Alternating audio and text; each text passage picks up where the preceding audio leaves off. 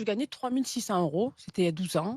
J'avais une voiture de fonction, un téléphone de fonction. En fait, je payais rien. 3600 €, c'était mon argent de poche et je payais juste mon loyer avec. Tout le temps dehors, j'avais une carte pour le restaurant, etc., etc. J'ai eu un enfant, je tombais malade, j'ai tout perdu. Et au bout de X années, je me suis retrouvée au RSA. Donc, j'ai pris, je l'ai encore, un téléphone à 19 €. Et donc, pendant des dizaines d'années, bon, moi, j'ai pas de télé à la maison, donc j'avais pas d'abonnement de télé, tout ça, etc. Je m'en fous de ça, tu vois, j'avais pas Internet. J'avais un téléphone à 19 €. Dès que je me suis remise à travailler de manière bénévole, en plus, par rapport au drame de la rue d'Aubagne, j'ai dû acheter un téléphone comme ça. Mais- Attends, excuse-moi.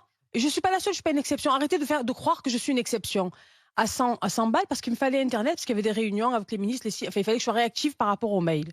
Donc, je suis désolée. Et aujourd'hui, mon fils est au collège depuis 2 ans. Et il n'est pas le seul à être au collège. Je crois qu'ils sont 12 millions. Tu as obligatoirement, que tu le veuilles ou non, les devoirs sur Pronote. Donc, en fait, Non, mais que t'aies des aujourd'hui, dépenses que induites. tu le veuilles ou pas, les dépenses.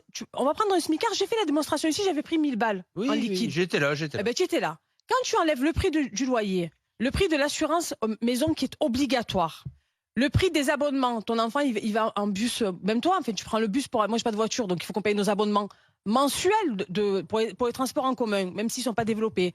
Que tu enlèves tu payes la cantine de ton enfant. En fait, quand tu payes toutes les dépenses obligatoires, c'est là après où il te reste un budget pour la nourriture.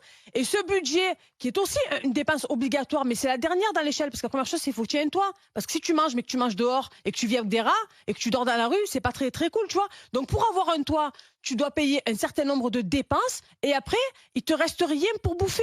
Et moi, je suis plus pour les chèques énergie, parce que pour moi, c'est de la mendicité, quoi. C'est hyper dur de recevoir. Tiens, encore, moi, je suis pour que l'État se démerde comme il veut, et qu'il aide plutôt les producteurs et les agriculteurs. Mais c'est ce qu'il a dit hier, à Macron. nous proposer tu vas faire tes courses avec tes enfants, tu leur achètes ce qu'ils veulent, sans passer par un chèque, sans dire, ben voilà, t'as que 10 € aujourd'hui, t'as que 100 €.